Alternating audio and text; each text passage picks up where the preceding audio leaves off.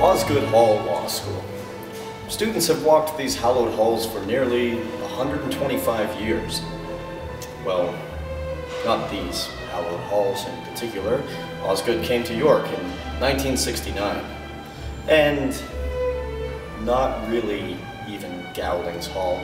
We've only been walking that hallowed hall since 2 years ago. Today, we'd like to share with you some of your fellow classmates' memories from their first day of law school, as well as some memorable moments that you might all remember, as well as some private moments that maybe you've never heard of before. At first, I thought I need to make sure that this video is not corny. But then I thought, no wait, I should absolutely make this video as corny as possible. Please cue the music. Perfect. Enjoy.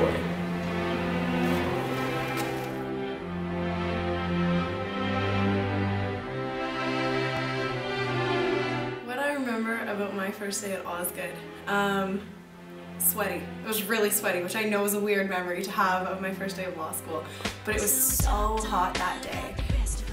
I saw a bunch of people with different colored shirts, and I was wondering what the hell was going on. I remember being forced to cheer, which I didn't like. I remember all of us sitting in kumbaya kind of style on the grass, having a barbecue, and there was a bunch of cool people that I didn't really know, and I didn't know if I'd fit in. The last thing I wanted to do was sit on a field and do icebreakers with people. A lot of people who I have continued to nod and smile at in the hallways, but don't actually remember their names. But you know, it seemed like 2 years has passed and I can't really ask them what their names are at this point. All these people were so interesting. They lived abroad, they worked in New York, they'd done all these different things. And I thought, my God, like, what do I have to say here? Okay, so I was walking into the main doors of Osgoode. This is during orientation week. And there's like, you know how there's those doors on the side where you go down to the MDC to like buy your books and stuff? So apparently the doors are full, but I was like really excited. I'm at law school, this is so amazing. And I was very distracted by a group of good-looking third years that were, you know, sitting around that general area. And I was like, walked into the door thinking it was a push. And I know I got really lost on campus trying to find a place to get my photo ID card and being kind of scared. The very first person I struck up a conversation with was a rather tall, blonde fellow named Andrew Winter. And Andrew and I made some small talk. I found out he was from Vancouver, and he confided in me that day some things. And, you know, he himself was also very nervous and not sure he'd make friends and all that. And he asked me if I'd be his friend. I said sure.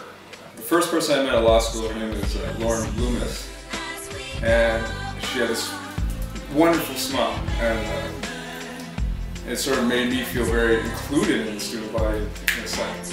It's gonna sound terrible, but one of the only people I remember from the first day is Andrew Winter. I mean, it's not terrible that I remember Andrew Winter. It did seem like everybody, at least every guy who I ran into, his name was Andrew. At one point I think I was introducing myself as Andrew. And they put us into groups, and we had to talk to the person next to us. And I was beside Lita Yermakova, and I thought she was kind of weird. She was very pretty though, so I decided that we should stay friends because then people might like me more if I was talking to her. Out of the corner of my eye, seeing a little boy looking really lost and confused and vulnerable, and approaching him and taking him to Tim Hortons and buying him some apple juice and cookies and asking him what he was doing here and where his parents were. And that's when he told me that his name was Brandon Rooney and he was also a student at Osgoode. I remember my first class actually was with Alan Hutchinson. And he had a strong British accent, and I was just like, what the hell, this is like a movie. Like, the fact that the first 5 minutes of my actual law school experience consisted of a man running into our classroom wearing a barrister's gown and proclaiming himself to be an evil deity who may or may not take 5 of us to murder. I thought this is going to be a fun 3 years. Now I had the time of my life. So one day in between, in our break, I went to the men's room just to, nothing crazy, just do standard number one. And I'm standing there at the urinal and trying to get the ball rolling, which in a crowded men's room can sometimes be difficult.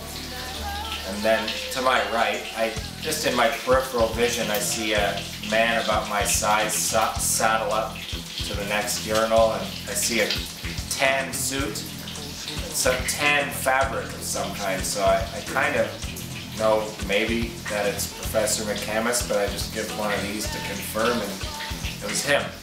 So the problem is, I came down with a bit of stage fright because I was running through these scenarios in my head, like I've been standing there longer. So I found it best to just do the old play action and pretend like I was had just finished and just walk away, and then do it any stage fright situation and just pretend, wait for everyone else to leave, and then go back and try it all over again. Well, I remember I did the Parkdale clinical, and I remember I had to go to court to do a set date, and I wasn't really doing anything, just a very bland administrative motion, and but I felt really big. I was in a pantsuit and everything, basically just to get up and say that I was changing the date of our court appearance to this. And as I stood up, and I don't know if you've ever been in small claims court, but it's just wild. Everyone goes at 9 and they kind of call you up in a random order. And when it was finally my turn to stand up, this guy behind me, most people that were unrepresented, was just loudly talking on his cell phone.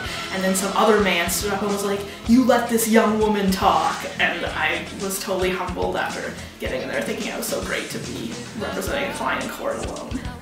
I can tell you about experiences that I partially remember, which is every mock trial for all 3 years. Everyone's talents in singing and dancing, and to enjoy it from the comfort and safety of a darkened seating area. I was in the landlord and tenant group, so if you lost a case, that meant that more likely than not your client was going to be homeless, which was really hard to deal with. And there was one client that I had, and we won that case, and they were just so happy to be able to go home and know that they were going to have a restful sleep, and their children are going to have a restful sleep. And it just made me realize that summaries and getting A's and all of that kind of stuff doesn't actually matter, and what actually matters is doing good for your client and getting a successful result. So December 13, 2010, all of us will have remembered the day when we first heard that the TORS exam was cancelled because of a fire at York University, where the campus lost power and they decided they had to ship us off to a hotel because, I don't know, something bad would happen if we stayed in the residence. I don't know. It was snowing really bad that day, and we were really cold, and Laura had this huge luggage with her. Maybe it's her summary or something. And then the next morning they forgot to tell us that we could go back to campus, so I was in my hotel room trying to study for whatever exam it was, and finally one of my friends called and was like, "Oh, you can go back to campus now."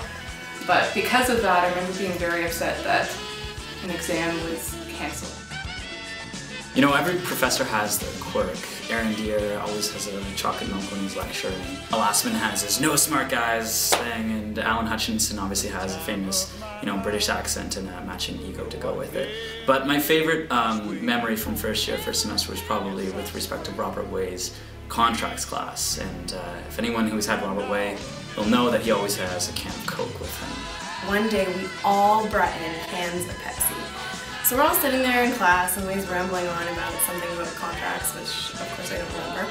And right at 11:11 flat, everyone just reached down, pulled out a Diet Pepsi, and cracked it open and started drinking it. And he stood there in kind of stunned silence as he heard 60 clicking cans open. And he just stood there completely shocked, like something in his brain had snapped. He took one of our Pepsi cans because he didn't have a drink that day instantly and walked to the window and just looked out as if kind of reflecting on what had gone wrong in his entire life. So breaking, Robert Way, at least a little bit, was probably the highlight of my first year at Osgoode.